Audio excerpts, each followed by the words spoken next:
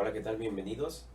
Mi nombre es Pablo Cordero García, represento al grupo Bloque 104 en la experiencia educativa Bioquímica Básica con el doctor Francisco, el cual nos encargó realizar una actividad a cada uno de nuestros compañeros para que pudiéramos desarrollar un tema hacia la experiencia educativa.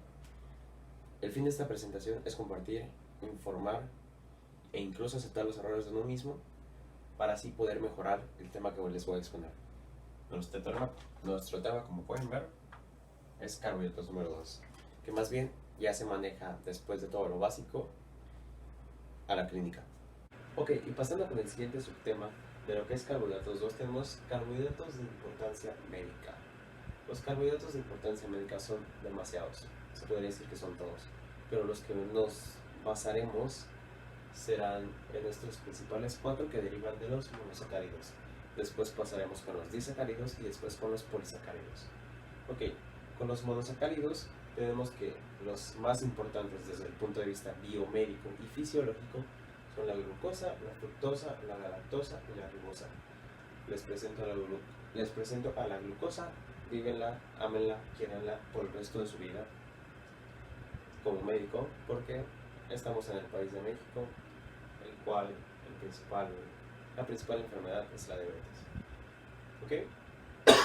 Tenemos la forma Fisher y Howard y las principales características de la glucosa, por lo que la hace importante, es la hidrólisis, que es un combustible, la síntesis y la célula. Tenemos el primer punto, la hidrólisis. ¿Qué quiere decir esto? Hidrólisis quiere decir destrucción. Todos los polisacáridos, todos los disacáridos, oligosacáridos, trisacáridos que vamos a ver en esta ponencia se hidrolizan en glucosa.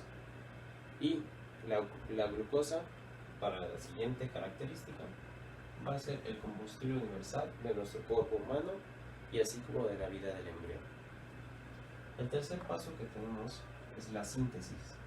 Quiere decir síntesis cuando se construye en algo más. Lo opuesto a la hidrólisis, cuando la glucosa se junta con otra glucosa o con otro monosacárido, tenemos, por ejemplo, glucógeno, lactosa u otros polisacáridos. Después tenemos lo que es la célula. Hay dos partes, la célula como vegetal, que las cadenas de glucosa constituyen lo que es la celulosa, un polisacárido que está presente en las plantas. Y por otro lado tenemos lo que es la membrana. La glucosa se adjunta en la membrana de la célula eucariota en su 5%, es lo que la representa.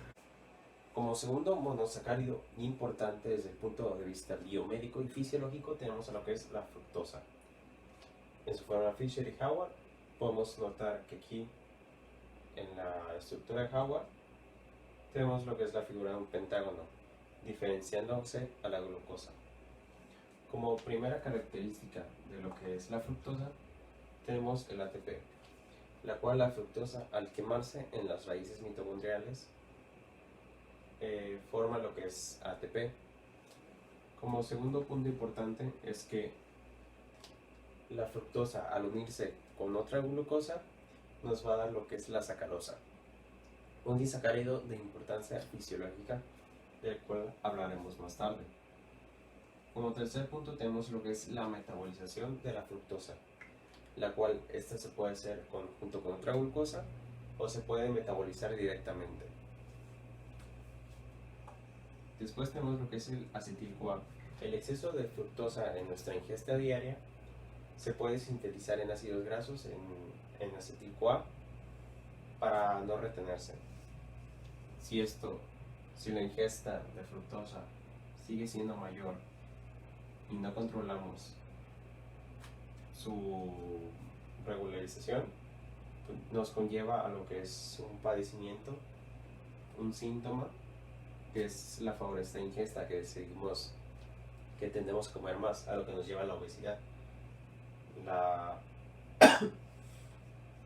ingesta de mucha fructosa nos va a llevar a lo que es la desregulación del apetito. Ok, como tercer monosacárido importante tenemos lo que es la galactosa.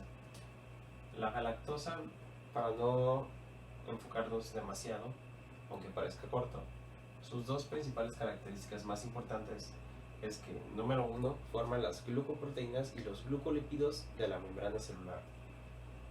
Y como segundo punto importante, tenemos que la unión de la galactosa más una glucosa nos dará lo que es la lactosa.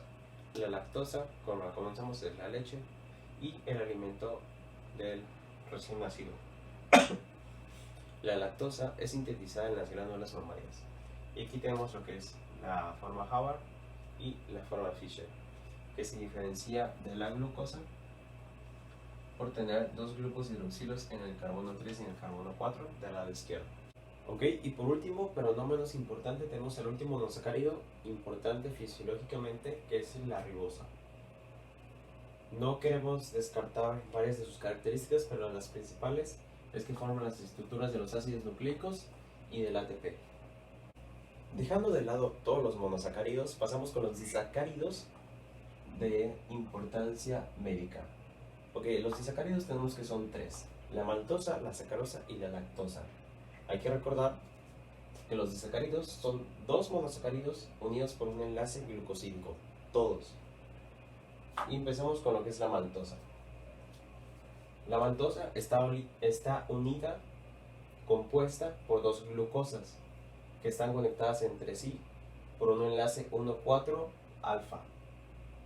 La segunda glucosa tiene que hacer una mutarrotación para así poderse unir a la glucosa. Esa sería la primera característica. La segunda característica no existe. ¿Pero cómo que no existe la maltosa? Es decir, que no existe en la naturaleza.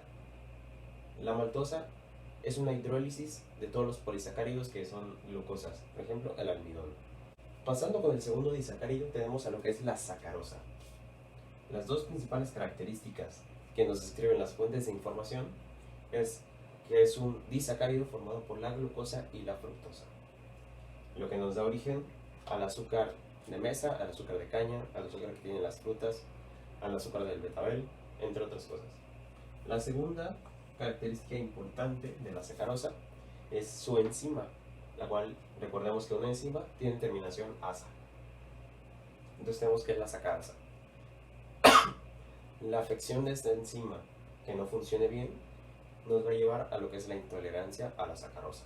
Es decir, que cuando nosotros comamos una fruta, azúcar de mesa, azúcar de caña, nos va a llevar generalmente a los padecimientos más comunes, que es diarrea o flatulencias. Cuando nosotros juntamos lo que es una glucosa y una galactosa, ¿qué te suena que te puede dar? Exactamente, si lo adivinaste, qué bueno.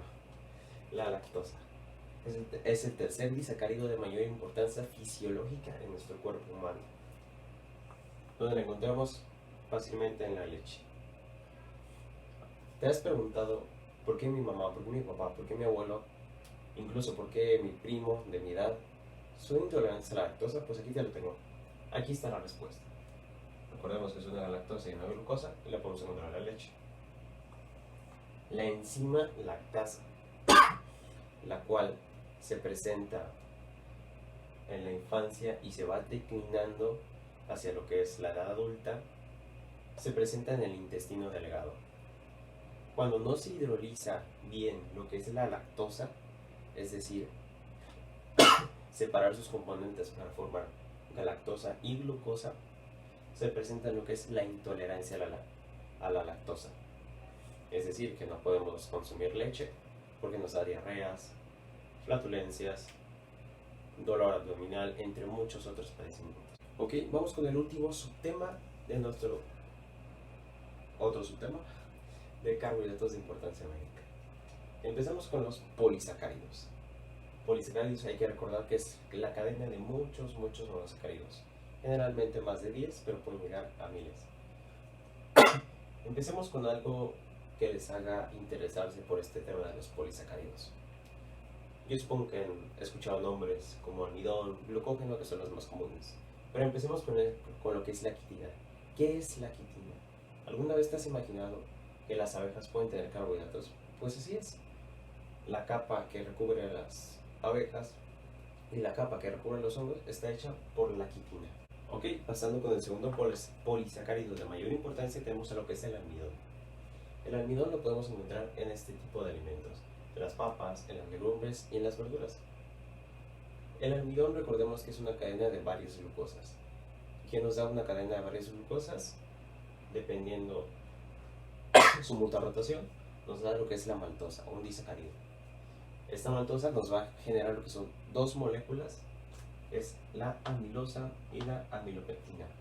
La amilosa se encuentra en el 10-20% de lo que son los almidones, por ejemplo, de una papa. Y la amilopectina se encuentra obviamente más abundante y nos muestra asociaciones de lo que son glucosas. Después tenemos que la característica de la amilosa es que es un polímero, un conjunto de varias glucosas de alrededor de 300 a 350. Y la amilopectina tenemos que es un polímero ramificado, es decir, como un árbol genealógico. Y la última característica de lo que es el almidón, tenemos que la hidrólisis incompleta, o sea que no se destruye completamente el almidón, nos va a dar lo que son los oligosacáridos. Oligosacáridos son solamente de 3 a 10 carbohidratos, a 10 conjuntos de carbohidratos. Es decir, un disacárido son 2, oligo es de 3 a 10, no hay que confundirse. La hidrólisis incompleta al almidón nos va a dar lo que son las dextrinas, que es otro tipo de carbohidrato. Después tenemos lo que es la maltodextrina, que es la más mencionada, la cual se utiliza en suplementos alimenticios y en la alimentación infantil. Pablo, estoy muy dormido en tu video, ya me aburrí y lo quiero quitar, no estás explicando demasiadas cosas. ¿Qué me va a servir esto a mí como médico? Ok, doctor, si eso es lo que quieres, si quieres ya ver la aplicación médica, te dejo aquí lo que es la enfermedad de Meniere. Si quieres puedes pausar este video y la puedes buscar por tu cuenta. ¿Terminaste de buscar? Ok. Antes de empezar con esta enfermedad, tenemos que el glucógeno lo podemos encontrar en los tejidos, en los tejidos animales, en los músculos y en el hígado. Ok. Pasando con la enfermedad de Meniere, tenemos una alteración en la glucosa 6-fosfatasa. Te recomiendo que busques esto, ya que es una enzima que lleva a la hidrólisis de la glucosa. Es decir, este proceso se da en la glucólisis y en la gluconeogénesis. Ok, la enfermedad de Meniere. La enfermedad de Meniere nos dice que no hay una homeostasis completa en la sangre, o sea que no hay glucemia, control de la glucosa en la sangre. Nos quiere decir que el glucógeno se queda en el hígado, que no se puede hidrolizar, por lo tanto nos lleva a la enfermedad, que es el depósito de glucógeno en el hígado, lo cual nos lleva a un ensanchamiento de hígado o hipoglucemia. Hipoglucemia quiere decir que no, hipo de menos, que no hay glucosa en la sangre. Si quieres saber más sobre esta enfermedad, puedes consultarla en el libro de Laguna Piña, la 8ª edición, teniendo un cuadro clínico, o buscarla por tu manera. Solamente la voy a tocar. Ok, pasando con el cuarto polisacárido de mayor importancia fisiológica, tenemos lo que es la inulina. La inulina es una cadena de fructosas, o sea, de un monosacárido. Esta inulina la podemos encontrar en lo que son los tubérculos y los dientes de león. Y tenemos que la inulina nos sirve para la tasa de filtración glomerular. Este es un estudio que se lleva a cabo para ver cuánta sangre pasa a través de los glomérulos de tus riñones. Ok, para pasar con lo que en verdad nos interesa, que son las vías metabólicas, los aspectos clínicos, los estudios de laboratorio, tenemos al último polisacárido. El último polisacárido es la celulosa. La celulosa la podemos encontrar en las plantas, en la pared extracelular que rodea todas las plantas. Después tenemos que la segunda característica de la celulosa es el tránsito intestinal, ya que facilita la absorción de nutrientes. de nutrientes. Y por último tenemos que no está hecha por glucosa. Entonces, ¿para qué la quiero? En realidad no podemos sacar energía de la celulosa ya que no contiene glucosa, pero nos facilita la digestión y la defecación de las heces, ya que la celulosa se mezcla con ella para no generar tanto volumen y evita los malos gases. Si en este punto del video sigues sin entender o siguen siendo demasiados nombres para lo que es tu cabeza, te recomiendo que veas el video de Carbohidratos 1 expuesto por mi compañero Antonio Molina. Pero te recuerdo aquí en este video, todos los nombres de los carbohidratos siempre van a estar dados por la glucosa. La glucosa la vemos en el monosacárido, en los disacáridos y en los polisacáridos. Los nombres de la enzima dan lugar a lo que son los disacáridos y viceversa. Así que no te confundas, es solo de razonar el nombre de cada carbohidrato y así podrás ver su enzima y de lo que está compuesto. Como siguiente tema, tenemos la identificación clínica de los carbohidratos. ¿Esto qué quiere decir? ¿Cómo sé dónde hay un carbohidrato en mi cuerpo? Esto es muy sencillo, esto se realiza en los laboratorios, en los estudios clínicos. Para ser resumido, tenemos el primero, que es la química sanguínea. Este consiste en una toma de sangre, la cual supongo que muchas de las personas se la han realizado. Esta química sanguínea arroja muchos valores, pero en este caso solo los consideramos en el de la glucosa. Los valores normales son estos, de 4.5 a 5.5 milimol por litro. Estos valores varían en lo que es todo el día. Por ejemplo, después de una comida, después de una ingesta, estos valores tienden a subir, mostrando en 6.5 a 7.2, y es totalmente normal. Por el contraste, estos valores de 3.3 a 3.9 son cuando estamos en inanición, o sea que no hemos ingestado nada de comida. Si estos dos valores aparecen en una prueba de una química sanguínea y en ayuno, entonces algo está mal en tu cuerpo. Es decir, que tu glucosa está subiendo mucho o está bajando, hiperglucemia y hipoglucemia. Como segunda prueba de laboratorio tenemos lo que es el EGO, es el examen general de orina. Este generalmente no se usa. En tiempos anteriores, cuando la medicina no tenía lo que era la tecnología de ahora, lo que hacían era probar la orina y así se fue evolucionando lo que es la enfermedad de la diabetes, ya que los médicos en ese entonces veían que algo estaba pasando con las personas, que estaban muriendo, y pues uno de ellos pues decidió probar la orina y fue evolucionando el método. En el EGO los valores que arroja son de 0 a 0.8 milimol por litro. Les digo, este no es un estudio que se realice seguido, es más probable la química sanguínea. Y por último tenemos el tercero, el examen de líquido cefalorraquídeo, el cual consiste en una punción en la zona lumbar para detectar cuánta glucosa hay en este líquido. Generalmente estos son los valores y es demasiado alto, ya que el cerebro es el principal órgano que utiliza la glucosa para nutrirse, para hacer sus necesidades diarias. Si no llega a haber glucosa, el cerebro puede entrar en convulsiones. Ok, entonces ¿para qué necesito la química sanguínea?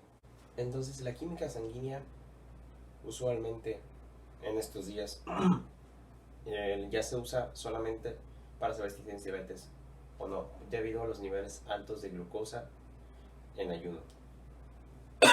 Si usted presenta lo que es una edad mayor a 40 años, si usted no hace ejercicio, si usted tiene familiares que han padecido lo que es la diabetes, debería realizarse estos estudios.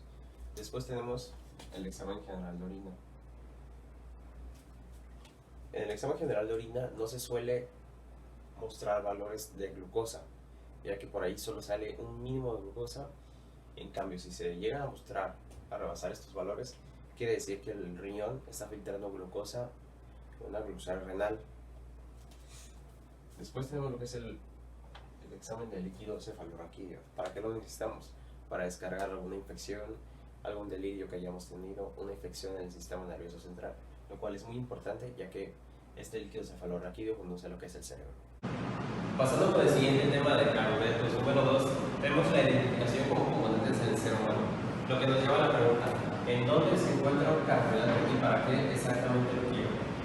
Como primera característica de dónde se encuentra, tenemos que la membrana celular, su 5% está compuesto de los carbohidratos, que son las glucoproteínas. Es decir, obviamente en todos los grupos de células, que los carbohidratos están en todo el cuerpo humano. Se desplazan a través del torrente sanguíneo, donde llevan el monosacárido de mayor importancia fisiológica, que es la glucosa, para así generar la energía.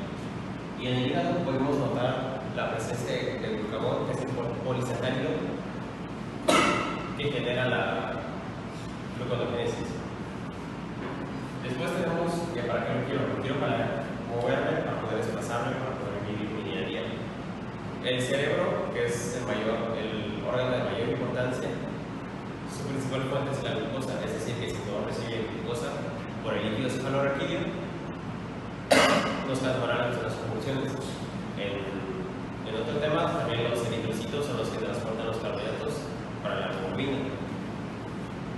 Como última característica de para qué quiero carbohidratos es para los procesos que son como la glucólisis, la gluconeogénesis, la gluconeogénesis y la glucólisis.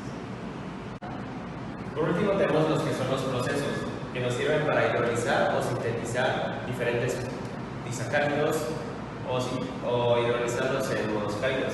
Los procesos se dividen en glucólisis, gluconeogénesis y glucogenólisis. Los aspectos clínicos que se manejan en este tema carbohidratos son específicamente tres que se manejan en las bibliografías bases. Por un lado tenemos lo que es la glucosuria, la hipoglucemia en embarazo y las dietas bajas en glúcidos. La glucosuria se da generalmente cuando en la sangre hay niveles de concentración relativamente altos, es decir, una hiperglucemia. Eso quiere decir que los glomérulos del riñón filtran lo que es la glucosa por medio de los túbulos renales para así depositarla en la orina.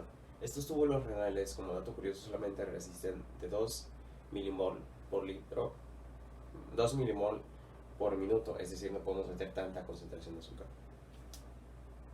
Como número 2 tenemos lo que es la hipoglucemia en embarazo. La hipoglucemia en embarazo, como todos sabemos, la glucosa es el combustible universal del feto. Es decir, que cuando la mujer está embarazada, este mismo feto está consume y consume lo que es la glucosa. Cuando la mujer embarazada come en intervalos muy grandes, es decir, cada 12 horas, cada 10, u omite una de sus comidas diarias, se produce lo que es la hipoglucemia. En recién nacidos que son prematuros y lactantes, generalmente tienden a tener hipoglucemia ya que no tienen demasiado tejido adiposo, y es cuando la gluconeogénesis no puede funcionar porque no hay tanto tejido adiposo. Y dietas bajas en grasas. Las dietas bajas en glúcidos, explican por qué bajamos de peso. Cuando consumimos alrededor de menos de 20 gramos de carbohidratos al día, la gluconeogénesis está en su tope, ya que no estamos recibiendo la glucosa que necesitamos.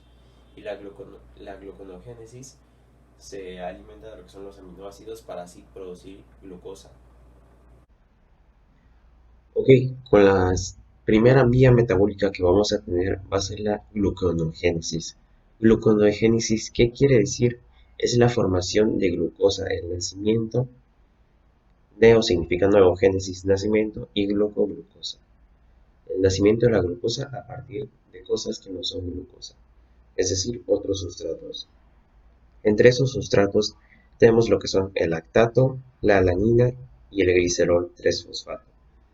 La gluconeogénesis se produce en el hígado, en su mayor parte, y un 10% en el riñón, lo cual no se tocará ya que no es de importancia médica aún. La gluconeogénesis es activada por el glucagón. Hay que recordar que el glucagón responde ante la hipoglucemia, es decir, que hay que producir más glucosa. Y a su vez la gluconeogénesis es inhibida por la archienemiga del glucagón, es decir, la insulina. Tenemos una serie de pasos en la gluconeogénesis para formar lo que es la glucosa. Empezamos con el piruvato, el cual es el proceso final de la glucólisis y el inicio al ciclo de Krebs. Pero cuando no se quiere hacer el ciclo de Krebs y queremos producir lo que es glucosa, el piruvato va a tener una diferente actividad. En este caso, el piruvato se va a convertir en oxacelato por la enzima piruvato carboxilasa. Este proceso sucede en la mitocondria. El siguiente paso que vamos a tener es que el oxaloacetato, que fue producido por el piruvato, regresa al citoplasma por medio de un transportador llamado malato. Después, este oxaloacetato se convierte en fosfonol piruvato, producido por la enzima fosfonol piruvato carboxilasa. Después de este proceso, vamos a tener lo que es el glicerol 3-fosfato, seguido de otras reacciones las cuales no son de importancia médica relevante. Después, el glicerol 3-fosfato se va a convertir a la fructosa 1,6-bifosfato, el cual empieza a ser una actividad de la glucólisis. La fructosa 1,6-bifosfato va a liberar lo que es la fructosa 1,6-bifosfatasa, lo cual es una enzima, para pasar al siguiente paso, que es la glucosa 6-fosfato. Esta glucosa 6-fosfato es el primer paso en la glucólisis después de la glucosa, para hidrolizarlo. Esta glucosa 6-fosfato va a liberar lo que es la glucosa 6-fosfatasa, para así poder terminar en lo que es la glucosa. Como segunda vía metabólica tenemos a lo que es la glucólisis. La glucólisis es la hidrolización, es decir, la desfragmentación de todos los polisacáridos y disacáridos para formar lo que es la glucosa, el cual será el combustible de nuestro cuerpo. La glucosa se corresponde a 10 reacciones y su rendimiento total será de 2 piruvatos, 2 ATP y 2 moléculas de NADH. El primer paso de la glucosa es convertir esta misma a glucosa 6-fosfato por la enzima exoquinasa. Después la glucosa 6-fosfato pasará a ser fructosa 6-fosfato por la enzima fosfoglucosa isomerasa. Antes de este proceso tenemos lo que es una pérdida de una molécula de ATP, la cual se restará a todo el proceso final. Después la fructosa 6-fosfato pasará a formar lo que es la fructosa 1,6-bifosfato por una enzima llamada fosfoglucosa quinasa. Para este proceso también habremos gastado una molécula de ATP. Después de este proceso se pasará a formar lo que es la enzima aldolasa para formar lo que es la dihidroxiacetona fosfato. A partir de este momento todas las reacciones que vayan para abajo de la glucólisis serán dobles. Esta fructosa 1,6-bisfosfato se bifurca para formar lo que es el dihidroxiacetona ya mencionado, el cual dará paso a los lípidos. Como esto no nos interesa y no podemos sacar energía de ahí, la reacción de la fructosa seguirá al gliceraldehído 3-fosfato por medio de esta enzima. Después tenemos lo que es el 1,3-bisfosfoglicerato, el cual pasará a ser 3-fosfoglicerato por medio de la enzima fosfoglicerato quinasa.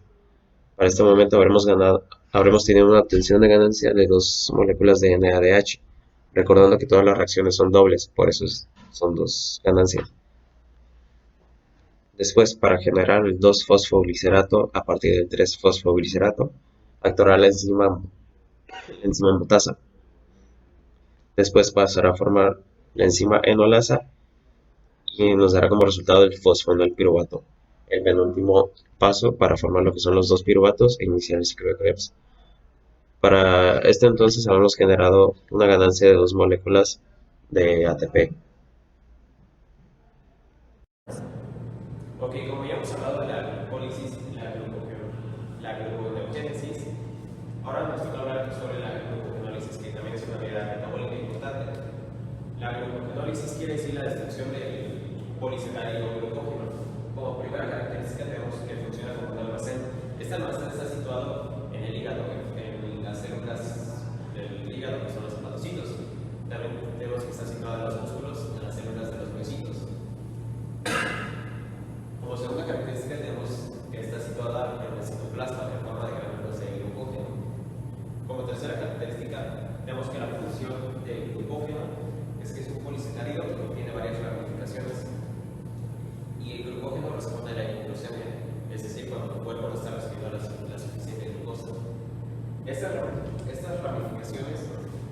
deben ser rotas por diferentes procesos, la hidrólisis o la fosforólisis. ¿Por qué? Porque el glucógeno no puede viajar en sí en el torrente sanguíneo, ya que es un compuesto muy grande, y esto conlleva a que la presión osmótica va a ser nociva para nuestra salud.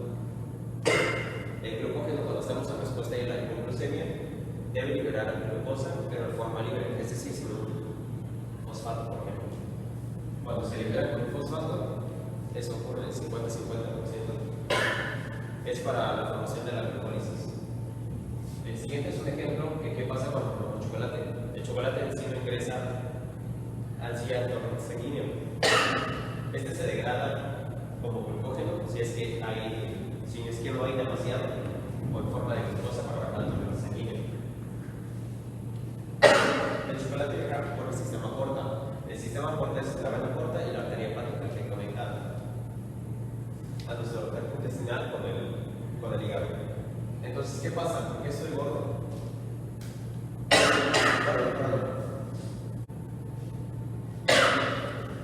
Cuando se libera con una glucosa 6-fosfato es para la glucólisis. Entonces, ¿qué pasa cuando comemos chocolate? El chocolate en sí no se queda incrustado en el hígado, sino que viaja por el sistema porta, por la vena y la arteria hepática. Este sistema porta lo que hace es degradar el chocolate en su misma expresión, ya que no puede viajar con un grupo o una molécula grande. Entonces, ¿qué es lo que pasa? Porque estoy gordo. Los depósitos altos de glucógeno son utilizados en vez del tejido adiposo. Es decir, que el hígado prefiere degradar lo que es el depósito de glucógeno en vez de la grasa. Eso sucede en concentraciones muy altas, cuando estás en tu cama comiendo helado y helado y helado. En contraste, vemos lo que es la situación de ayuno. ¿Qué pasa? Cuando estás en ayuno, ¿por qué te sientes débil? Es porque no has consumido nada de glucosa. Entonces el glucógeno se tiene que, de sus ramificaciones, romper por medio de dos enzimas, la glucógeno fosforilasa 1,4-alfa y la enzima ramificasa. Esta solo puede romper los enlaces 1,4-alfa para que salga la glucosa. La otra enzima, la ramificasa, solo rompe los enlaces 1,6, y por la deficiencia de esta enzima 1,6 nos genera lo que es la enfermedad de Cory, el cual genera depósitos de glucógeno en el hígado y no pueden salir. Es decir, que no tenemos glucosa, tenemos hipoglucemia en nuestro cuerpo y nos lleva a la intolerancia al ejercicio. Y la movilización del glucógeno tiene que ver con la presión osmótica, ya que no puede ser liberada con un grupo, sino en su mínima expresión. Ok, como ya hemos hablado de la glucólisis, la gluconeogénesis, ahora nos toca hablar sobre la glucogenólisis, que también es una unidad metabólica importante. La glucogenólisis quiere decir la destrucción del polisacárido glucógeno. Como primera característica tenemos que funciona como un almacén. Este almacén está situado en el hígado, en las células del hígado, que son los hepatocitos. También tenemos que está situado en los músculos, en las células de los huesitos. Como segunda característica tenemos que está situada en el citoplasma en forma de granulos de glucógeno. Como tercera característica tenemos que la función del glucógeno es que es un polisacárido que tiene varias ramificaciones y el glucógeno responde a la hipoglucemia, es decir, cuando tu cuerpo no está recibiendo la suficiente glucosa. Estas ramificaciones deben ser rotas por diferentes procesos, la hidrólisis o la fosforólisis. ¿Por qué? Porque el glucógeno no puede viajar en sí en el torrente sanguíneo, ya que es un compuesto muy grande, y esto conlleva a que la presión osmótica va a ser nociva para nuestra salud. El glucógeno, cuando estamos en respuesta a la hipoglucemia, debe liberar la glucosa, pero de forma libre, es decir, La diabetes como importancia médica de los carbohidratos, especialmente glucosa. La diabetes es una enfermedad que rodea ya actualmente a todo el mundo, es una epidemia. México, nuestro país, ocupa el 9º lugar en diabetes internacional. Es una tristeza, pero esto se debe a la mayor parte de obesidad y descontrol que hay en todos los humanos que habitamos en este país. Entonces, la diabetes. La diabetes tipo 1, o mejor llamada insulinodependiente, es cuando el cuerpo no produce glucosa, o produce glucosa chafa, entre comillas, y no hay un control de glucosa en la sangre. La insulina es producida en los islotes pancreáticos de las células betas, de la célula beta. Es decir, que la diabetes no produce insulina, la diabetes no producen mala y producen normal. Cuando no se produce la insulina, es decir, que hay una hiperglucemia, no hay un control de glucosa en la sangre, por lo tanto esa glucosa no entra a las células, sino que viaja sobre todo el torrente sanguíneo. Y es necesaria una medicación cuando la producen mala, es decir, que esa insulina no sintetiza bien lo que es la glucosa, son los mismos padecimientos como si no la producieran. Y hay un tercer padecimiento, que es cuando el ser humano produce la insulina normal, es decir, que no hay alteraciones, pero pues la ingesta de alimento es mala y por lo tanto hay un nivel alto de glucosa. Entonces, ¿cuál es la medicación para la diabetes? Generalmente las personas, o lo que hacen los médicos, es inyectar insulina. Esta insulina no se puede suministrar de una manera aleatoria, o sea, tiene que ser calculada. Cuando se produce, cuando se inyecta de manera mayor, produce lo que son las convulsiones e incluso puede llegar a la muerte. Entonces, esta insulina debe ser suministrada correctamente. Esta insulina lo que hace cuando entra al cuerpo es regular la glucosa y que entre, así puede entrar a las células y no vaya sobre todo el torrente sanguíneo. Y también lo que hace es que con los depósitos de glucosa que hay, los lleva a lo que es el hígado para así producir glucógeno y almacenarla. Como último paso de esta experiencia, tenemos lo que son las referencias bibliográficas y los artículos comentados que se utilizan. Ustedes pueden notificarse, leer e informarse sobre todos los temas que fueron expuestos. Tenemos lo que es la bioquímica de Harper, la bioquímica de la luna, la bioquímica de Levy y la biología celular y molecular de Black. Por otro lado, tenemos los artículos indexados que fueron sobre temas especiales, como por ejemplo la diabetes y la insulina. Espero que esta experiencia haya sido de su agrado. Que la disfruten.